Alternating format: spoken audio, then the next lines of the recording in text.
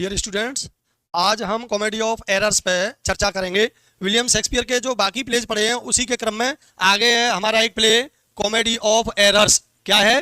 Comedy of errors. देखेंगे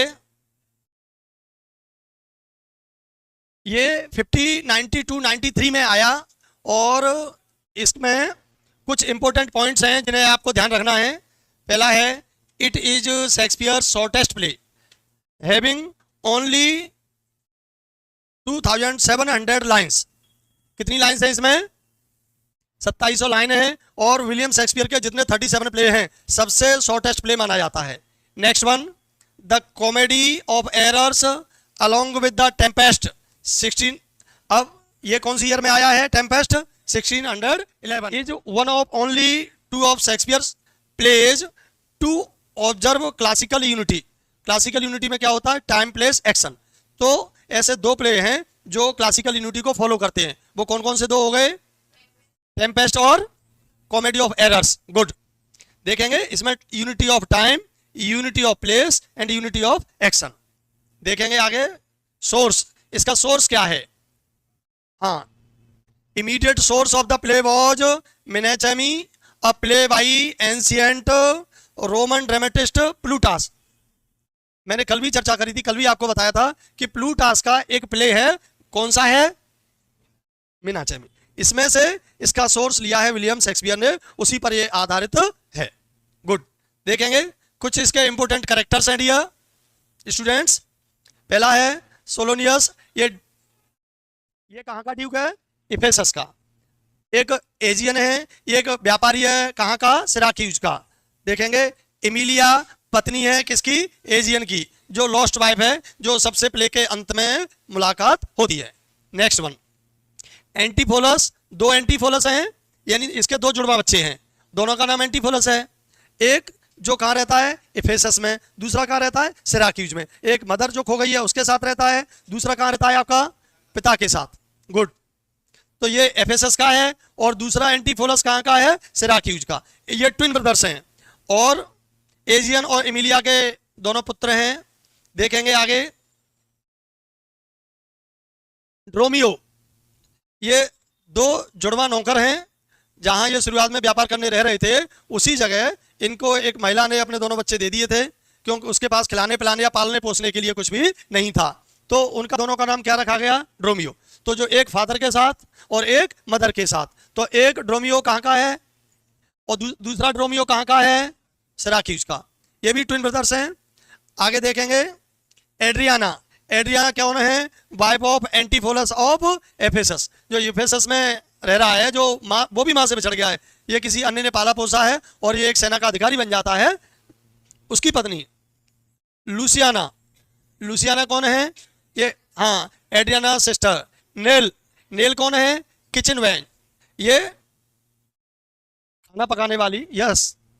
Luce maid to Adriana, ये भी एक नौकरानी है। वाल्थाजर, ये इस प्ले में एक इंपॉर्टेंट कैरेक्टर है। ठीक है, जो है कम चर्चा लेकिन इंपॉर्टेंट इसके कैरेक्टर्स के रूप में पूछ लिया जाता है। ये भी एक मर्चेंट है। एंजेलो अ गोल्ड स्मिथ, इसी के ऊपर कॉमेडी होती है। जो एफेसस का रहने वाला है वो कुछ गोल्ड बनवाने के लिए दे आता है और सिराक्यूज वाला एफेसस उसे ढूंढते हुए आता है। तो उसी दौरान वो गोल्ड स्मिथ उसको वो बने हुए हैं जो ज्वेलरी है या आभूषण है उनको दे देता है। फिर क्या होता है? वो पैसे उससे मांगता है, वो कहता है मैंने तो आभूषण लिया ही नहीं। इसी के ऊपर सबसे ज्यादा कॉमेडी होती है। देखेंगे कोर्ट सीन। जो दरबारी हैं कुछ। First merchant friend to Antipholus of Syracuse, किसका मित्र है? सिराक्यूज के एंटीफोलस का। सेकंड मर्चेंट है वो किसका है? To whom Angelo is an डेप्ट, जिसका कर्जदार है, रीडी है। क्लियर। आगे देखेंगे नेक्स्ट कैरेक्टर है एक, ये भी डॉक्टर पिंच। ये डा कर दिया है द कंज्यूरिंग स्कूल मास्टर। क्या होता है?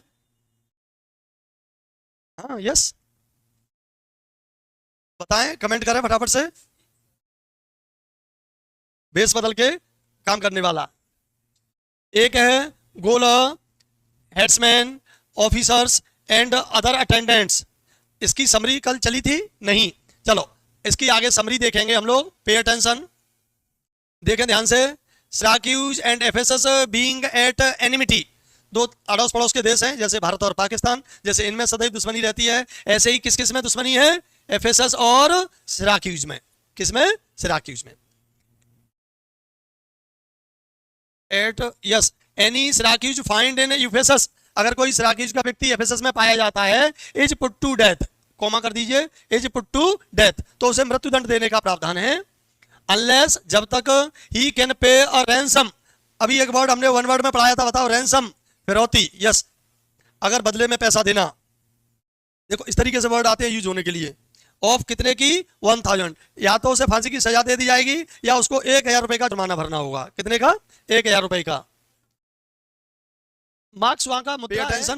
एजियन एन ओल्ड सिराक्यूजियन मर्चेंट, जो एंटीफोलस का फादर है, वो एक व्यापारी है, हैज बीन अरेस्टेड, उसको गिरफ्तार कर लिया गया है। कहां? इन यूफेसस। क्यों? क्योंकि पहले उसकी एक बेटा, उसके साथ नौकर और उसकी पत्नी, तीनों पहले से ही जब एक जहाज में क्या आता है, समुद्री तूफान, उसमें वो अलग हो जाते हैं और गायब हो जाते हैं। और ये बाद में काफी कोशिश करता है लेकिन जब नहीं मिलते, जब दूसरा बेटा जो साथ में रह रहा है, कहाँ? सिराक्यूज में, जब वो बड़ा होता है और माँ भाइयों के बारे में पूछता है, जब उसका पिता सच बताता है तो वो उनको ढूंढने के लिए निकल जाता है। और वो काफी दिनों तक जब वापस नहीं आता, तब दूसरा बेटा भी चला गया ढूंढने के लिए, वो भी काफी दिन तक वापस जब नहीं आया, तो जो ओल्ड मर्चेंट है एजियन, वो क्या करता है, वो उनको खोजने के लिए निकलता है और उसे सिराक्यूज में अरेस्ट कर लिया जाता है। Is that clear? वो सॉरी यूफेसस में। देखो, and on the Duke's order explains how he came there, और जब राजा के दरबार में लाया जाता है तो कहता है नहीं नहीं, मुझे तो फांसी की सजा दे दो, मुझे नहीं जीना है, मैं जीना नहीं चाहता। क्यों? क्योंकि राजा पूछता है, भाई आज तक जितने भी लोग आए सबने कुछ ना कुछ बचने के लिए बहाना बनाया, तुम एक पहले ऐसे कह दी हो जो क्या कह रहे हो कि नहीं, मुझे जल्दी से फांसी की सजा दो। ऐसा क्यों? मैं उसके पीछे का कारण जानना चाहता हूं।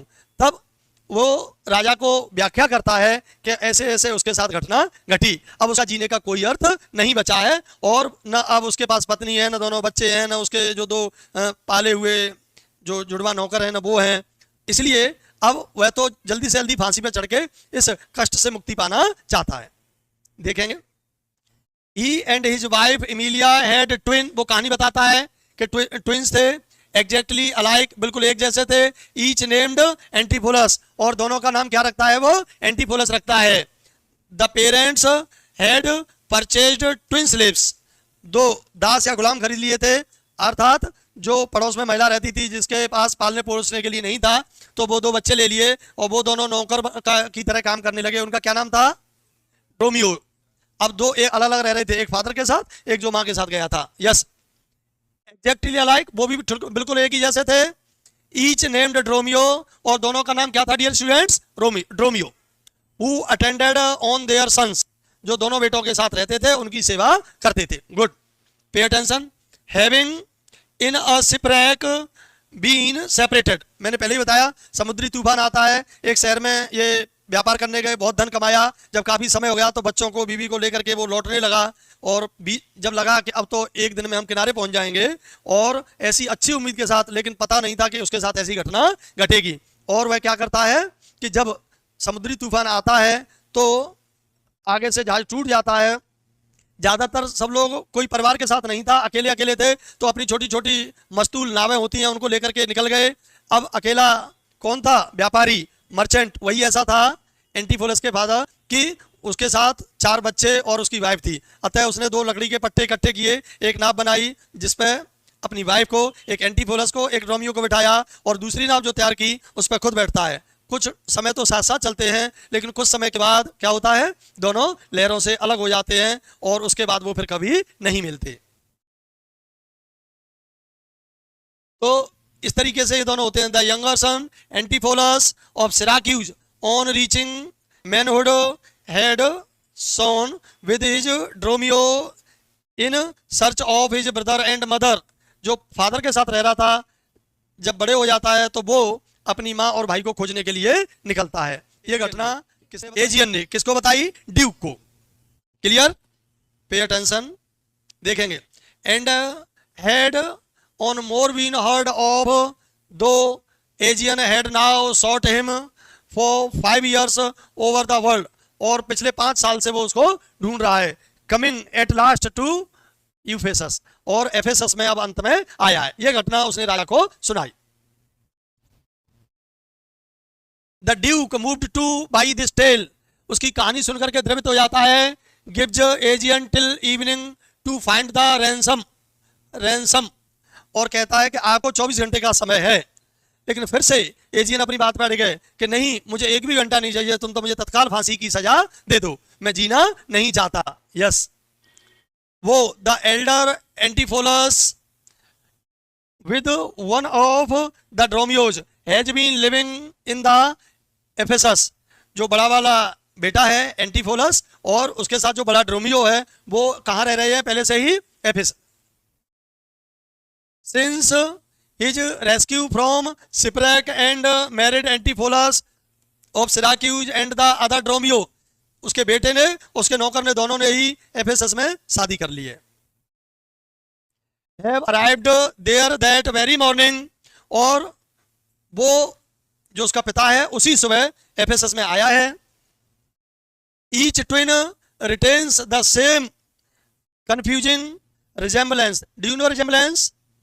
प्रतीत होना, एक समान दिखाई देना, resemblance एक समान दिखाई देना। To his brother as in childhood, जैसे बचपन में दिखते थे अभी भी वो वैसे ही दिख रहे हैं। From this the comedy of errors results, इसी कारण से मैंने बताई थी अभी आपको जो गोल्ड स्मिथ है उसकी घटना, कि वो अपनी बड़ा वाला एंटीफोलस अपनी पत्नी के लिए आभूषण बनवाता है।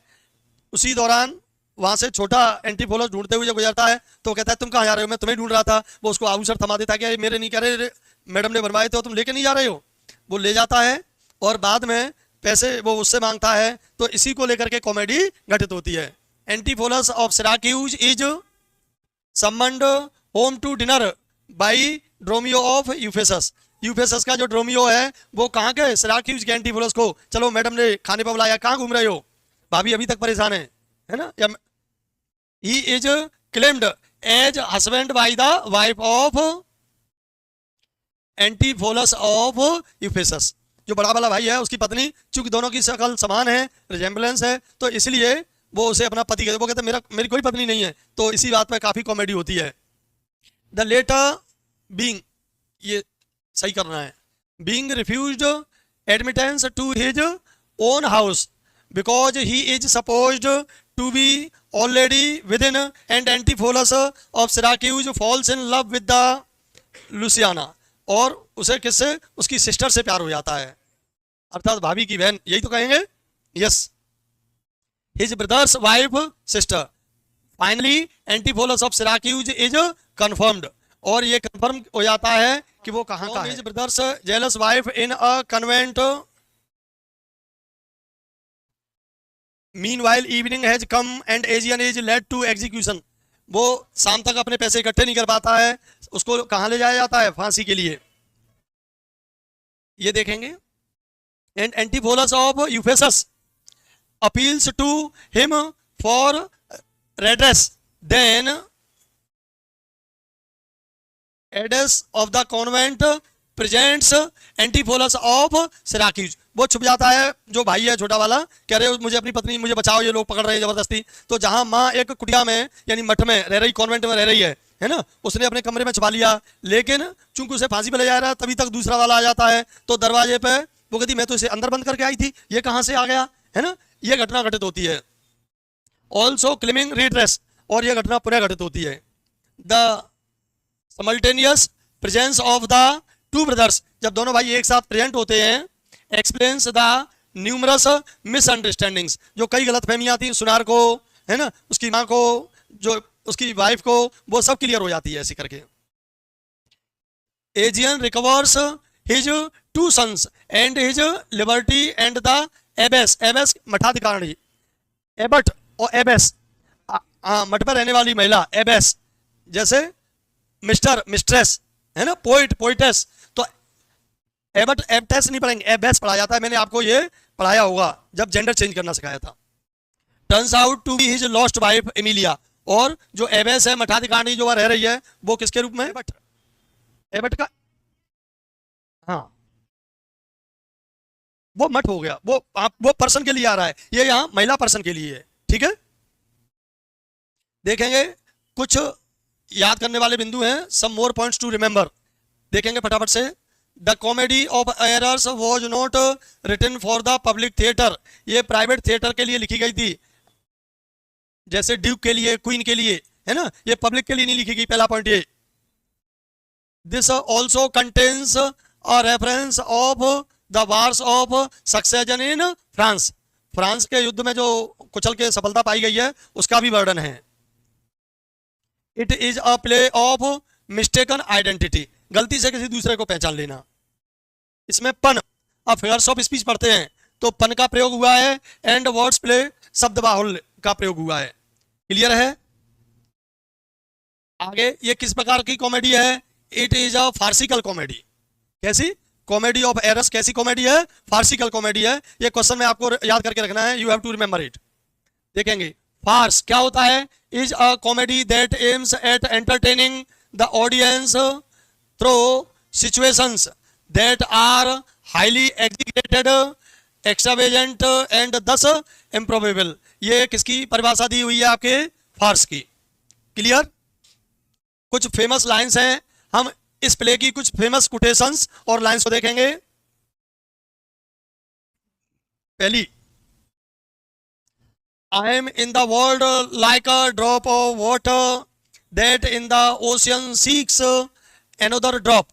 ये इंपोर्टेंट कोटेशन है, ये पहली वाली देखेंगे। Who falling there is there to find his fellow forth confounds himself. कौन कहता है? Antipholus of Syracuse. और ये एक्ट फर्स्ट सीन सेकंड में आया है डियर स्टूडेंट्स। सेकंड कोटेशन देखेंगे।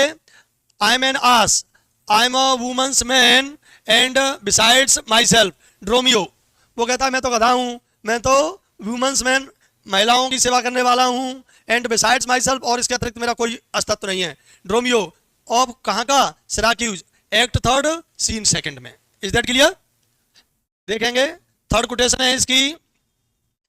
आई think you have all drunk of Circe's cup duke of Ephesus. ऐसे जैसे सर्कस में मदरा पिला करके लोग नाचते हैं तो कह रहा है ऐसा लग रहा है तुम लोगों ने तो कप पी लिया है।